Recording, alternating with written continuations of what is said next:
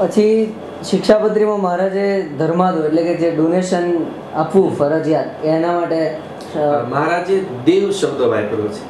દેવને આપવું. દેવ મીન્સ મહારાજે જે પધરાવ્યા છે લક્ષ્મીનારાયણ દેવ, નરનારાયણ દેવ, રાધારમણ દેવ, મદન મોહનજી મહારાજ, આ બધા જે 6 મંદિરો એમાં જે દેવો પધરાવ્યા છે એને અર્પણ કરવાનું છે. કારણ કે આપણો સંપ્રદાય આખો જે રીતે એનું બંધારણ ઓલું થયું છે, આ મૂળ જે કેન્દ્રો છે એ કેન્દ્રો દ્વારા આધ્યાત્મિક ને વ્યવહારિક, જેમ આપણે શરૂઆતમાં ચર્ચા કરી, એ વ્યવહારિક રીતે અને આધ્યાત્મિક રીતે આખો સંપ્રદાય આ સ્થાનો સાથે કનેક્ટેડ છે.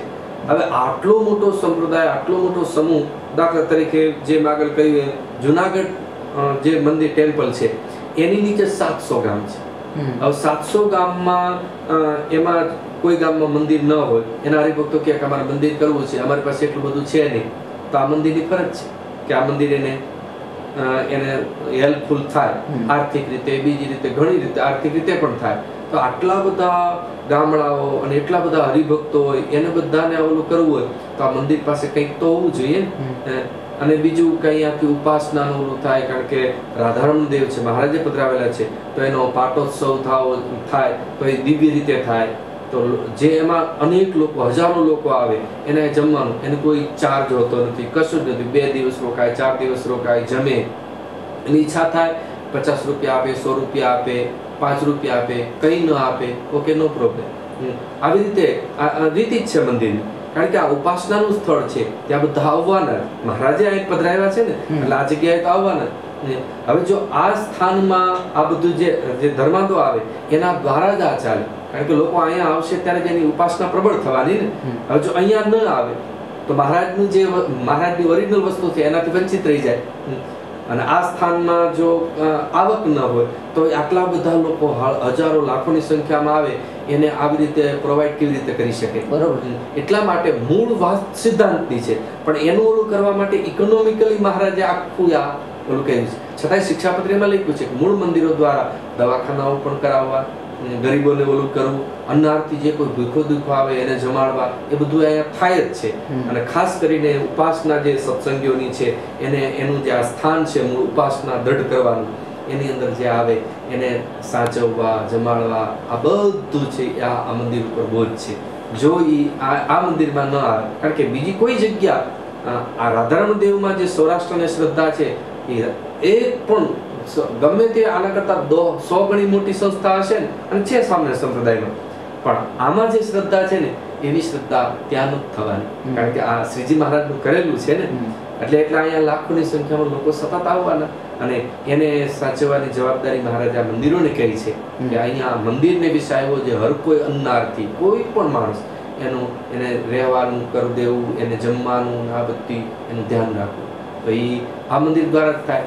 એટલે આ મંદિરમાં જો ઇકોનોમી ઘટે અને અટકે તો કેટલા લોકોનું આખું મૂળ આધ્યાત્મિકતા છે ખલાસ થઈ.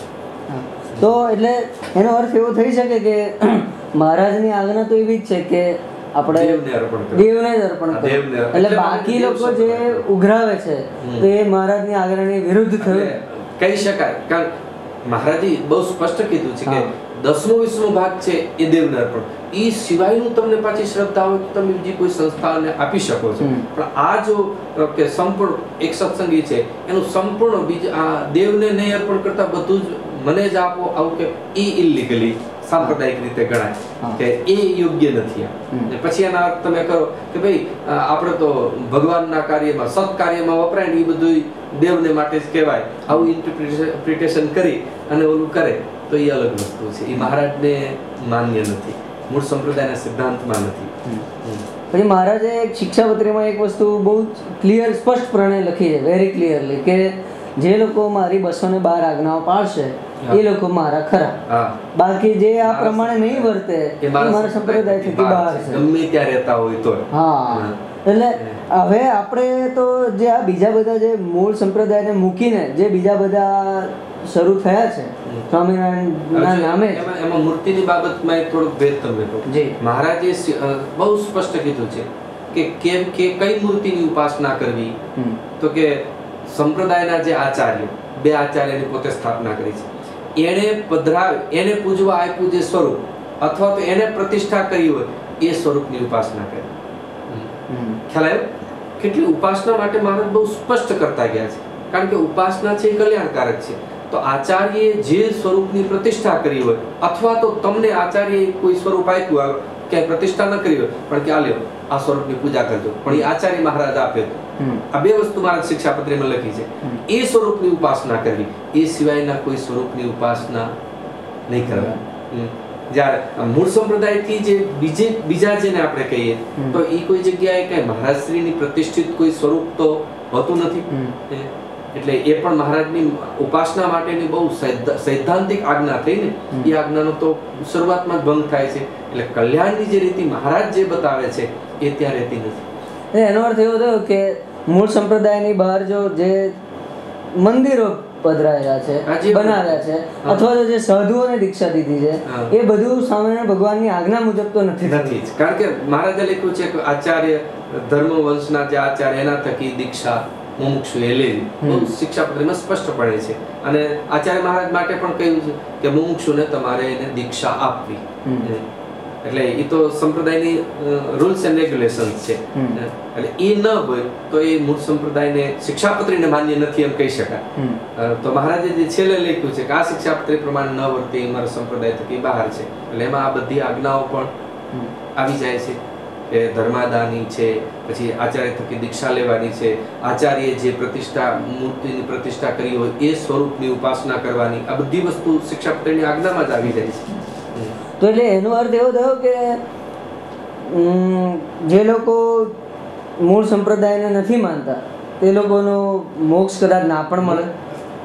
શ્રીજી મહારાજની દ્રષ્ટિએ આપણે કહી શકીએ, કારણ કે આપણે એ નિર્ણય કરવા માટે આપણે અક્ષમ છીએ ને, કારણ કે શ્રીજી મહારાજનો નિર્ણય. પણ શ્રીજી મહારાજની શિક્ષાપત્રીમાં જે છેલ્લા શ્લોકોમાં લખ્યું છે કે આ શિક્ષાપત્રી પ્રમાણે જે ન વર્તે એ મારા તે તત્મત સંપ્રદાયતઃ બહિર્ભૂતા ઇતિ જ્ઞેય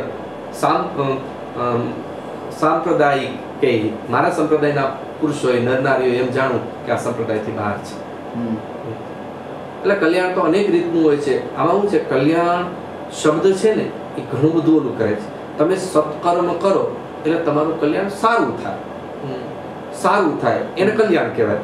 પછી સારામાં ઘણા ઓલા હોય ને, જો સરકારી ઓફિસર તો ઘણા હોય, રાષ્ટ્રપતિ આખરે સરકારી ઓફિસર જ છે ને એક પ્રકારનો, પણ એક રાષ્ટ્રપતિ અને એક સામાન્ય ઓફિસર એમાં તો આકાશ પાતાળનું અંતર છે ને. કલ્યાણમાં પણ કલ્યાણ એટલે સારું ઘણું છે, પણ મહારાજ જેને આત્યંતિક કલ્યાણ કહે છે, જે ટ્રેમેન્ડસ, એનાથી આગળ બીજું કાંઈ ન હોય એવું કલ્યાણ, એ શ્રીજી મહારાજની શિક્ષાપત્રી સિવાય ન મળે. આપણા સંપ્રદાયની આ માન્યતા છે, સિદ્ધાંત છે. તો બીજું હવે તમે આ કંઈક છેલ્લે સંદેશ આપવા માંગો છો કે જે આ તો દુનિયામાં બહાર ઘણા બધા અમે જે પ્રોજેક્ટ કરી રહ્યા છીએ તો એમાં બધા એવું જ માને છે કે સ્વામિનારાયણ સંપ્રદાય તો એક જ છે, એટલે એમાં એમને કશી તફાવત કે કશું ખબર જ નથી. તો એમને તમે છેલ્લે કંઈક તમારું ઇન્ડિવિજ્યુઅલ એડવાઇસ કંઈક આપવા માંગશો? એટલે કોઈ પણ સંપ્રદાય તમારે દૂરથી કોઈ પણ વસ્તુને જોવી હોય, હું અહીંથી ગિરનારને જોઉં તો મારે એના કોઈ ઝીણા નાના મોટા રસ્તાઓ છે ને એને જાણવાની કોઈ જરૂર નથી, કારણ કે મારે દૂરથી ખાલી જોવું છે અને એન્જોય કરું છું તો મને કાંઈ. પણ મારે રિયલ એ ગિરનારને આમાં અંદર જઈ ફરીને એક વસ્તુને મારે આમ માણવી હોય, જોવી હોય, તો મારે એનો આખો નકશો જોઈએ ને કે અહીંયાથી અહીંયા જવાય છે, અહીંયાથી જવાય છે, આ રસ્તો અહીંયા જાય છે. જો હું આટલું ન જાણું તો હું ક્યાંક ભૂલો પડી જાઉં અને એમાં ગૂંચવાઈ જવું, ખોવાઈ જવું, આવી સંભાવનાઓ છે. એમ જે લોકોને સંપ્રદાયને દૂરથી જોવો છે એના માટે તો બધું સંપ્રદાય, જેમ ક્રિશ્ચિયાનિટીને જે દૂરથી જોતા હોય એને કેથોલિક કે પ્રોટેસ્ટન્ટ કે એવું કાંઈ, બસ આ બધા ક્રિશ્ચિયન છે. ઇવન ઇસ્લામની અંદર ઘણા બધા ઓલા છે, પણ આપણે એને દૂરથી જોતા હોય તો આપણે બધા મુસલમાન છે. એવા ઘણા સંપ્રદાય, બૌદ્ધમાં પણ એમ છે, પણ દૂરથી જોવે તો કે આ બૌદ્ધ છે. પણ જે અંદર જાય છે, જેમ ગિરનારમાં તમારે અંદર જઈને બધું એક વસ્તુ જોવી હોય તો તમારે એના નાના મોટા બધા જ રસ્તાની સાવધાની રાખવી પડે. એમ જેને સંપ્રદાયની અંદર પ્રવેશ કરી અને શ્રીજી મહારાજને પામવા હોય કે આવું કોઈ આધ્યાત્મિક બેનિફિટ જોઈતો હોય તો એને આ નાના મોટા જે વિભાગો છે એને જાણવા જોઈએ. અચ્છા.